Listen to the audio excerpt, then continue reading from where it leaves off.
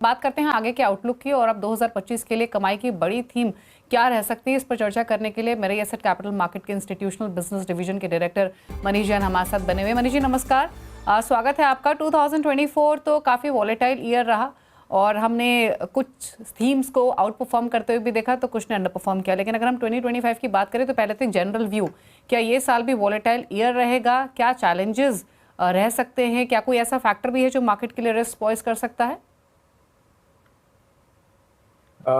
Thank you Deepali जी। सबसे पहले तो आप सभी को और आप सभी की टीम को नव वर्ष की हार्दिक शुभकामनाएं।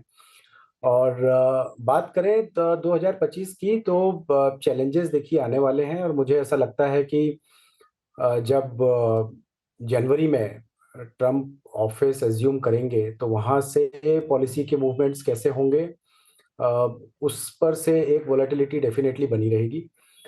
दूसरा, अगर अपन पिछले 4 साल की बात करें तो 2020 से 2024 तक इंडियन मार्केट्स ने बहुत अच्छा रिटर्न दिया है और यूएस मार्केट्स ने भी काफ़ी अच्छा रिटर्न दिया है। 2025 में मुझे ऐसा लगता है कि यहाँ से रिटर्न निकाल पाना ब्रॉडर मार्केट से इतना ईज़ी नहीं रहेगा, क्योंकि एक 3-4 साल का अच्छी तेज़ी मार्केट ने देख ली है। तो मेरा मानना ये है कि वोलेटिलिटी बनी रहेगी, काफ़ी स्टॉक स्पेसिफिक आपको काम करना पड़ेगा। और पिछली बार भी अपनी एक बात हुई थी कि थोड़ा अगर हम कैश में रहते हैं इस वोलेटाइल मार्केट में तो एक लमसम अपॉर्चुनिटी आपको हमेशा मिलेगी 2025 में। एक आप कह रहे 2025 में opportunity, Manish ji good afternoon, मिलेगी ज़रूर, लेकिन क्या ड्राइव कर सकता है उस अपॉर्चुनिटी को? क्योंकि देखिए सेकंड क्वार्टर के नंबर्स के बाद डर यही बैठ गया है कि अर्निंग्स जो एक हुक्म का इक्का हुआ करते थे, at least till Q1 of FY25, उसमें उतना चार्म रहा नहीं, शायद और ड्रैग देखने को मिल सकता है। इन्फ्लेशन एक और सिरदर्द है। क्या वो रेट कट का सिलसिला जो होपफुली फरवरी में शुरू होगा, क्या वो ड्राइव कर सकता है? बड़ा ड्राइविंग फैक्टर, ड्राइविंग फोर्स क्या रहने वाला है 2025 का? Good afternoon. आपकी बात सही है कि अर्निंग्स एक काफ़ी बड़ा ड्रैग रहा है और अर्निंग्स पर अभी नज़र रखना बहुत ज़रूरी है। मार्केट ओवरऑल अगर अपन देखें तो अभी भी फेयरली वैल्यूड है। ऐसा नहीं है कि मार्केट कुछ एक अंडर वैल्यू कैटेगरी में चला गया है। किसी वजह से अगर आपकी क्वार्टरली अर्निंग फिर से खराब आती है तो मार्केट में करेक्शन का लेग एक बार आपको और दिख सकता है। और रही बात ड्राइव करने की, तो छोटे-मोटे सेंटिमेंट्स आते रहते हैं जिसको हम एक कभी सेंटा रैली बोल देते हैं, कभी प्री बजट रैली बोल देते हैं। लेकिन फंडामेंटली अर्निंग्स की तरफ आपको ध्यान देना पड़ेगा जो मिड जनवरी से चालू हो जाएँगी। रही बात इन्फ्लेशन की, तो एक रीडिंग जो अभी आई है वो थोड़ी अच्छी है, लेकिन पॉलिसीज़ की अगर अपन बात करें तो यूएस में अगर आपके कॉर्पोरेट टैक्स में कमी आती है या फिर आपकी जो एक ट्रेड टैरिफ वाली पॉलिसी आती है, अभी ऐसा व्यू बन रहा है कि ट्रम्प की पॉलिसीज़ इन्फ्लेशनरी हो सकती हैं। इसलिए एफओएमसी की जो मीटिंग हुई, उसमें भी उन्होंने एक कॉशियस व्यू लिया और हो सकता है अगली मीटिंग में रेट कट की बात ना हो, क्योंकि एक डिसेंटिंग वोट ऑलरेडी आ चुका था। तो ये यहाँ पर जब तक आपको एक कॉन्फिडेंस नहीं आ जाता अर्निंग पर और इन्फ्लेशन की रीडिंग आपकी ओवरऑल कंटेन हो चुकी है, तब तक आपको ट्रिगर मिलने मुश्किल हैं। ओके, तो मनीष जी गुड आफ्टरनून। आप कह रहे हैं कि सेंटा रैली या प्री बजट रैली, अब सेंटा रैली तो फेल हो गई, तो क्या अगर कोई प्री बजट रैली आएगी तो वो भी फेल होगी फिर? और क्या मार्केट फिर जो रीसेंट लोज थे उनको ब्रेक करेगी? और क्या मतलब एक नेगेटिव रिटर्न्स की का भी रिस्क रहेगा अगले साल? अनुज जी, बात यही है कि सेंटा रैली डेफिनेटली फिजल हुई। बजट रैली मुझे नहीं लगता कि एक सेंटिमेंटली अगर एक पॉजिटिव व्यू बजट रैली में बन भी जाता है तो जब तक आपके इन्फ्लेशन की रीडिंग हुई या फिर आपके क्या बोलते हैं अर्निंग्स, ये दोनों चीज़ें काफ़ी तरीके से तय करेंगी। और इसके बाद अभी एक काफ़ी बड़ा फेरबदल हो रहा है। नया प्रेसिडेंट की नई पॉलिसीज़ बनेंगी, उसमें किस तरीके से चीज़ें निकल कर बाहर आती हैं। तो कॉशियस व्यू एक आपको हमेशा अभी मार्केट में लेकर चलना ही पड़ेगा। रही बात आपका जो एक कमेंट है कि क्या ये रिसेंट लो ब्रेक हो सकता है, कंसोलिडेशन फेज में मार्केट जा चुका है। इसको अगर अभी लो ब्रेक करने के लिए ट्रिगर तब मिलेगा जब अर्निंग्स काफ़ी ज़्यादा खराब हो जाती हैं, तो डेफिनेटली हम एक नए लो की तरफ चले जाएँगे अगर अर्निंग सपोर्ट नहीं करती हैं तो। सबसे ज़्यादा जो शॉकर था वो एफएमसीजी में था, खासतौर से एशियन पेंट्स जैसे स्टॉक्स में। यहाँ पर आपको लगता है क्या कि अभी और ज़्यादा पेन है, स्पेशली वैल्यूएशन का करेक्शन अभी और बाकी है? वैल्यूएशन का करेक्शन अनुज जी बाकी हो सकता है, और अगर आपके अर्निंग्स में सस्टेनेबिलिटी नहीं आती है तो डेफिनेटली अभी मैं ये नहीं कहूँगा कि वैल्यूएशन अट्रैक्टिव हो गए हैं मार्केट में अंदर जाने के लिए। तो ओवरऑल अगर अपन बात करें तो वैल्यूएशन में एक सुधार दिख सकता है। मैं आपसे पूछना चाह रही हूँ कि कुछ देर पहले हम पीजी इलेक्ट्रोप्लास्ट के मैनेजमेंट से बात कर रहे थे। ये जो पूरा ईएमएस का रेवोल्यूशन उभर कर आया है, जो क्रांति उभर कर आई है स्टॉक्स के जरिए, इसमें कितनी अपॉर्चुनिटी रहेगी? क्योंकि 2024 में ये स्प्रिंकल होके स्टॉक्स कुछ कुछ लोगों के पोर्टफोलियो में आए, ये मैनेजमेंट की तरफ से एक बहुत स्ट्रॉन्ग गाइडेंस आया है, कई सारी अपॉर्चुनिटीज़ की बात की इन्होंने। ये कितना एक लुक्रेटिव स्पेस रह सकता है 2025 में? देखिए, जो हर्षदा जी नए सेक्टर आ रहे हैं उसमें हमेशा एक अच्छी अपॉर्चुनिटी बनती है, और इन नए सेक्टर से कहीं ना कहीं आपके एक नए जो मिड कैप वैल्यूएशन पर स्टॉक आते हैं, वहाँ पर ये स्टॉक आपको ऐसी अपॉर्चुनिटी दे सकते हैं जो लार्ज कैप बन सकते हैं। मैं एक पर्टिकुलरली स्टॉक की बात नहीं कर रहा हूँ, मैं ओवरऑल बात कर रहा हूँ कि कई आईपीओज अगर आप देखें तो उनमें कई बहुत सारी अच्छी कंपनियां आई हैं जिन्होंने बहुत अच्छे रिटर्न दिए हैं, और ये कंपनियां कंटिन्यूसली काफ़ी अच्छे रिटर्न देती आ रही हैं। नया सेक्टर है, मैन्युफैक्चरिंग सेक्टर है, ग्रोइंग सेक्टर है। इन पर अगर अपन नज़र बनाकर रखते हैं तो इस तरीके के जो स्टॉक्स आते रहते हैं वो 2025 में आपको काफ़ी अच्छी अपॉर्चुनिटी देंगे। एक अनुज जी ने एशियन पेंट से रिलेटेड बात की थी जिस पर थोड़ा डिस्कशन नहीं हो पाया।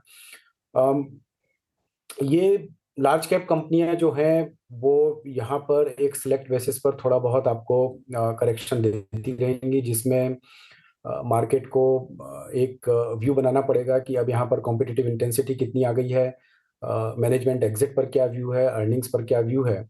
बट कहीं ना कहीं एक मार्केट डिसलोकेशन आपको अपॉर्चुनिटी देता है इन बड़े काउंटर में पोजीशन बनाने की। जब ये काउंटर सेटल हो जाते हैं तो ये काउंटर भी आपको एक 25 से 30%, 35% तक का रिटर्न देने की संभावना रखते हैं। हमने ये देखा है, स्टेट बैंक ऑफ इंडिया में भी ये हुआ है, मारुति सुजुकी में भी ये हुआ है। सो स्पेसिफिकली एशियन पेंट्स की बात ना करें, अगर इस टाइप के स्टॉक आपको कभी अपॉर्चुनिटी देते हैं और एक कॉन्फिडेंस देते हैं कि यहाँ से इनमें टर्न अराउंड चालू होगा, तो डेफिनेटली इस तरह के काउंटर पे नज़र रखी जा सकती है। और हर्षिता जी, आपका सवाल पीजीईएल टाइप के जो स्टॉक हैं वो आते रहेंगे, उन पर नज़र रखें। और कई बारी इस तरीके के स्टॉक जो हैं वो अच्छी हुई इन्वेस्टमेंट अपॉर्चुनिटी देते हैं, और 2025 एक स्टॉक स्पेसिफिक ईयर रहेगा मेरी राय में। हाँ, ये स्टॉक्स ऐसे आते रहते हैं। तो दिक्कत ये है कि जब आ जाते हैं उसके बाद पता चलते हैं, पहले नहीं पता चलते। मनीष जी, ये सबसे बड़ी दिक्कत तो यहाँ पे ही रहती है कि पहले पता चले तो समझ में आए। अच्छा, खैर, एनीवे, दो सेक्टर्स जिन्होंने कंसिस्टेंटली परफॉर्म किया इस साल वो हैं आईटी और फार्मा। फार्मा तो खैर शायद सबसे शानदार इंडेक्स रहा इस साल का, 34% रिटर्न्स दिए। आईटी ने भी 25% के करीब के रिटर्न्स दिए, और ज़्यादातर इन दोनों इंडेक्स में हमने एक चीज़ देखी कि वॉलेटिलिटी नहीं थी। क्या अगले साल भी थीम कंटिन्यू करेगी या ये सिर्फ इस साल की थीम थी आपके हिसाब से? अनुज जी, मुझे लगता है आईटी कंटिन्यू करेगा। पिछली बार भी जब अपनी बात हुई थी तो आईटी को लेकर मेरा व्यू पॉजिटिव था, और उस पॉजिटिव व्यू को लेकर मैं आगे बढ़ूंगा 2025 में भी। रही बात फार्मा की, तो फार्मा में देखिए, थोड़ा सा एक डिवाइड करते हैं अपन हेल्थ केयर और फार्मा के बीच में। तो हेल्थ केयर में आरओई एक्सपांशन जो है उसमें थोड़ा समय लग सकता है। फार्मा में सिलेक्ट बेसिस पे अपॉर्चुनिटी आएंगी। सीडीएमओ में बायोसिक्योर की वजह से एक अच्छी अपॉर्चुनिटीज खुली हैं, तो उन स्टॉक्स पर नजर रखी जा सकती है। फार्मा में मुझे लगता है कि एक जो ब्रॉड बेस्ड रैली आपको मिली है 2024 में, वो 2025 में मुझे मुश्किल लगता है। सेगमेंट स्पेसिफिक जाना पड़ेगा फार्मा में अपने को। ओके, ऑटो में हमने देखा एक मिक्स बैग रहा है, जहाँ पर द लाइक्स ऑफ M&M ने आउट परफॉर्म किया, लेकिन मारुति, टाटा मोटर्स के लिए एक बहुत ही फीका साल रहा। 2025 वाला साल किस तरह का साबित रहेगा? ये क्या हाइब्रिड वाली थीम और जोर पकड़ेगी? ईवी कितनी लास्ट होती हुई दिखाई देगी? आपका आकलन क्या है और आप किस पर ज्यादा दाव खेलना चाहेंगे? पैसेंजर व्हीकल में थोड़ा डिफेंसिव जाएंगे हर्षदा जी 2025 में, क्योंकि मुझे ऐसा लगता है कि ज़्यादा अपॉर्चुनिटीज़ आपको टू व्हीलर में बेहतर मिलेंगी या ट्रैक्टर सेगमेंट में बेहतर मिलेंगी। थोड़ा सा सीवी की तरफ भी हम देख सकते हैं, जिस तरीके से ओवरऑल हम गवर्नमेंट केपेक्स इंफ्रास्ट्रक्चर स्पेंड की बात करते हैं, वहाँ से सीवी को एक बूस्ट मिल सकता है। जिस तरीके से रूरल स्पेंडिंग के डेटा थोड़े अच्छे आए हैं, वहाँ से आपको टू व्हीलर और ट्रैक्टर्स में बूस्ट मिल सकता है। आपकी जो सोइलिंग है या फसलों की बात करें, जिनकी वजह से ओवरऑल इन्फ्लेशन भी नीचे आ सकता है, एमएसपी जिस तरीके से तय हुई है, तो मैं थोड़ा सा टू व्हीलर और ट्रैक्टर और कमर्शियल व्हीकल की तरफ जाऊंगा। पीवीज की तरफ 2025 में शायद उतना नहीं जाएंगे। रही बात हाइब्रिड की, तो मुझे ऐसा लगता है कि इंडिया का जो मार्केट है और जिस तरीके से अभी इंफ्रास्ट्रक्चर है, ये गेम हाइब्रिड का है। प्योर प्ले ईवीज को पेनिट्रेट करने में अभी थोड़ा और समय लगेगा। तो जो भी कंपनी एक हाइब्रिड पर फोकस करती है पैसेंजर व्हीकल में, उसके रिटर्न शायद अच्छे रहेंगे। हमने कई सारी न्यू थीम्स की बात की, तो ये स्विगी जोमेटो को मेंशन करना आई थिंक एसेंशियल हो जाएगा। उसके बाद उसके बिना बात अधूरी रह जाएगी। अब जिस तरह का कमाल इस साल देखने को मिला है, ये सिलसिला जारी रहेगा? Will they continue to outdo themselves?